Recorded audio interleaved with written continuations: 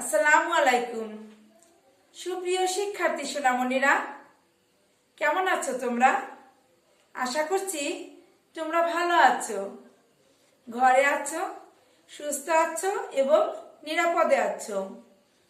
আর আমিও ভালো আছি। এখন বন্ধুরা, কি মাস বলো তো? বিজয়ের মাস। এই মাসটি আমাদের সবার জন্য খুব গুরুত্বপূর্ণ একটি মাস।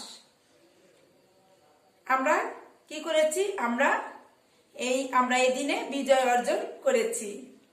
মুক্তিযুদ্ধে আমরা এই মাসে বিজয় অর্জন করেছি। শ্রীমঙ্গল অনলাইন স্কুলের পক্ষ থেকে সবাইকে জানাচ্ছি শুভেচ্ছা, স্বাগতম ও অভিনন্দন। আর এজন্য সাথে আছি আমি খাদিজা আক্তার, প্রধান শিক্ষক, দিনারপুর চা বাগান সরকারি প্রাথমিক বিদ্যালয়, শ্রীমঙ্গল, মৌলভীবাজার। সুপ্রিয় শিক্ষার্থী বন্ধুরা, আজকে আমরা পঞ্চম শ্রেণীর বাংলাদেশ ও বিশ্ব পরিচয় বিষয়ের অধ্যায় 11 বাংলাদেশের ক্ষুদ্র নৃগোষ্ঠী সম্পর্কে দেখব, জানবো এবং বুঝবো। শিক্ষার্থী বন্ধুরা, দেখো বাংলাদেশ ও বিশ্ব পরিচয়। তোমরা এই বইটি বের করো। পৃষ্ঠা নম্বর হচ্ছে 82। বাংলাদেশের ক্ষুদ্র নৃগোষ্ঠী। দেখো, গারো। ধারণা করা হয় গারো জনগোষ্ঠী প্রায় 4500 বছর পূর্বে তিব্বত থেকে এসে বাংলাদেশের বিভিন্ন স্থানে বসবাস শুরু করেন। ভাষা, গারোদের নিজস্ব ভাষার নাম আচিক বা গারো ভাষা।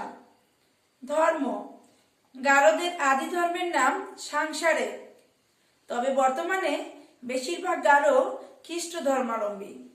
সমাজ ব্যবস্থা, গারো সমাজ মাতৃতান্ত্রিক, অর্থাৎ নারীরাই পরিবারের প্রধান এবং সম্পত্তির অধিকারী। মাতার সূত্র ধরেই তাদের দল, গোত্র ও বংশ গড়ে ওঠে। এবার আমরা গারোদের কিছু চিত্র দেখব।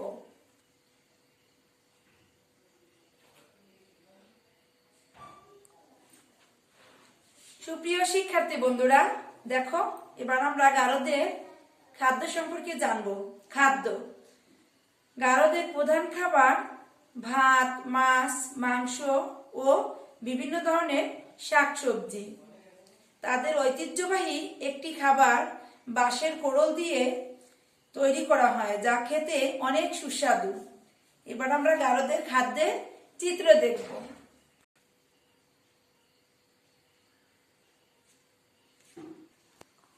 শিক্ষার্থী বন্ধুরা, এতক্ষণ আমরা গারোদের খাবারের চিত্র দেখেছি না সবাই? হ্যাঁ, তোমরা দেখেছো। কি কি দেখেছো বলো তো? আচ্ছা, আমরা কি দেখেছি? চিত্রে কি দেখেছি বলো? ভাত। গারোদের প্রধান খাদ্য কি?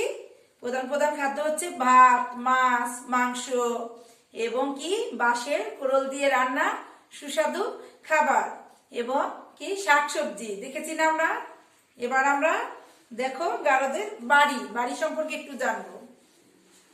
পূর্বে গারো জনগোষ্ঠীর লোকেরা নদীর তীরে লম্বা এক ধরনের বাড়ি তৈরি করতেন, যা নকমান্দি নামে পরিচিত। কি বন্ধুরা? নকমান্দি। তবে বর্তমানে তারা অন্যদের মতোই কারুগেটেড টিন এবং অন্যান্য উপকরণ দিয়ে বাড়ি তৈরি করেন। দেখো শিক্ষার্থী বন্ধুরা, আমরা এখন গারোদের বাড়ি সম্পর্কে একটু চিত্র দেখব।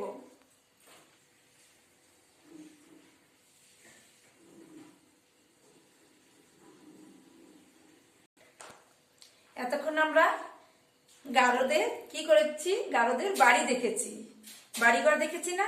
হ্যাঁ, কেমন দেখেছো বন্ধুরা? গারোদের বাড়ি কি বাঁশের, এখানে নিচে কি করে একটা মাচার মতো বাঁশের মাচা তৈরি করে উপরে ছাউনি দিয়েছে না? দেখতে খুবই ভালো লাগে, নদীর পাড়ে না, উঁচু উঁচু করে। হ্যাঁ, আমিও দেখেছি। পোশাক, গারো নারীদের ঐতিহ্যবাহী পোশাকের নাম দগবান্ধা ও দগশাড়ি। কি বন্ধুরা? গারো নারীদের ঐতিহ্যবাহী পোশাকের নাম কি? দগবান্ধা ও দগশাড়ি। পুরুষেরা শার্ট, লুঙ্গি, ধুতি ইত্যাদি পরিধান করেন। এবার আমরা গারো সম্প্রদায়ের কি করব? পোশাক পোশাকের চিত্র দেখব।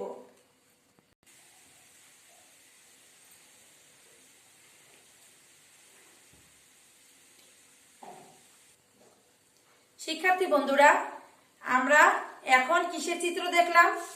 এখন আমরা গারদের পোশাকের চিত্র দেখেছি। তাদের দেখছো তারা কি করেছে?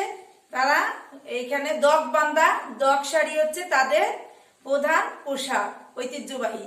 কি করে? উপরে ব্লাউজের মতো একটা পরে, আর নিচে নিচে তারা একটা নিচে একটা লম্বা একটা লাল ধুতির মতো পরে, শাড়ির মতো, এখানে ওনার মতো পেঁচিয়ে দেয়।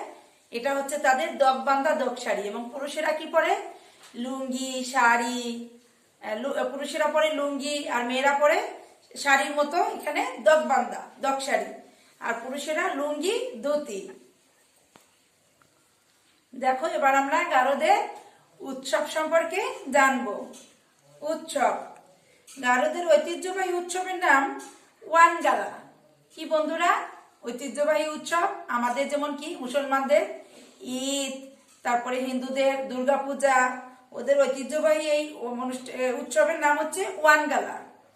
এই সময় তারা সূর্য দেবতা ও শালজংয়ের প্রতি ধন্যবাদ ও কৃতজ্ঞতা স্বরূপ নতুন শস্য উৎসর্গ করেন। কি করে? নতুন শস্য, ধান বা যে কোনো কিছু, ধানের তৈরি যে কোনো কি করে? ওই সূর্য দেবতাকে উৎসর্গ করে, মানে দেয়। তাহলে সাধারণত নতুন শস্য ওঠার সময় অক্টোবর বা নভেম্বর মাসে উৎসবটি হয়। তাহলে নভেম্বর মাস, এই যে আমাদের যে গত যে মাসটি গেল নভেম্বর মাস, ওই সময় কি ওই উৎসবটি ওদের পালন করা হয়। উৎসবের শুরুতে তারা উৎপাদিত শস্য অর্ঘ্য হিসেবে নিবেদন করেন। অর্ঘ্য তারা কি করে? এটা পূজা দেয় না? এবং বিভিন্ন ধরনের বাদ্য বাজনা বাজিয়ে এই উৎসবটি পালন করা হয়। তারা কি করে? এই উৎসবটি পালন করার জন্য তারা বিভিন্ন ধরনের বাজনা বাজায় না? অনেকে নাচে, অনেক মেয়েরা কিন্তু গিয়ে দল বেঁধে শাড়ি করে নাচে। দেখো না তোমরা? এই দেখেছো না টিভিতে এই অনুষ্ঠানগুলো? শিক্ষার্থী বন্ধুরা, এবার আমরা গারদের উৎসব সম্পর্কে আমরা জেনেছি না বইতে। তো এবার দেখো, আমরা গারদের উৎসবের কিছু চিত্র তোমাদের দেখাবো।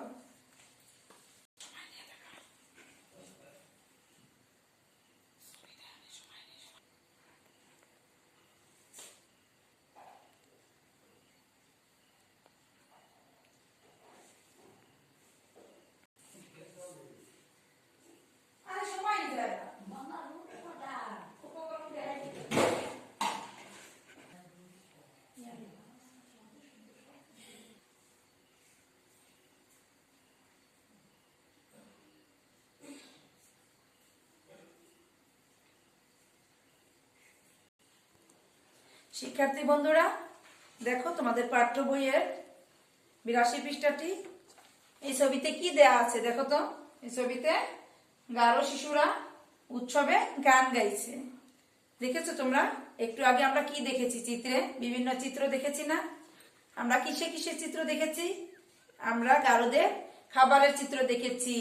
ওদের হচ্ছে প্রধান প্রধান খাদ্য ভাত, মাছ এবং কি বাঁশের কোড়ল দিয়ে রান্না সুস্বাদু খাবার, শাকসবজি। এবং গারোদের পোশাক সম্পর্কে দেখেছি। কি দেখেছি আমরা? গারোদের পোশাক কি রকম? আচ্ছা, গারোদের পোশাক হচ্ছে, পুরুষের হচ্ছে লুঙ্গি এবং ধুতি, এবং মেয়েদের কি? মেয়েদের হচ্ছে এই এখানে কি আছে? মেয়েদের হচ্ছে পোশাক দগ বান্ধা ও দগ শাড়ি না? এই যে উপরে ব্লাউজের মতো একটা পরে, হ্যাঁ, এটা হচ্ছে দগ বান্ধা দগ শাড়ি। আচ্ছা, এবার দেখো, আমরা সমাজ ব্যবস্থা সম্পর্কে দেখেছি না? তাদের সমাজ ব্যবস্থা কেমন? এখানে আলাদা আলাদা একতান্ত্রিক না? আচ্ছা, এবার দেখো, আমরা ওদের বাসস্থান দেখেছি না? ভালো লেগেছে না তোমাদের?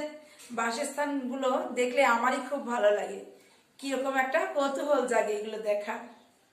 দেখেছি না আমরা বাসস্থানগুলো? নিচে কি করা? বাঁশ দিয়ে সুন্দর করে মাচার মতো করে দিয়ে উপরে উপরে ছাউনি দেওয়া, সুন্দর করে চারপাশে বেড়ার মতো দেওয়া না?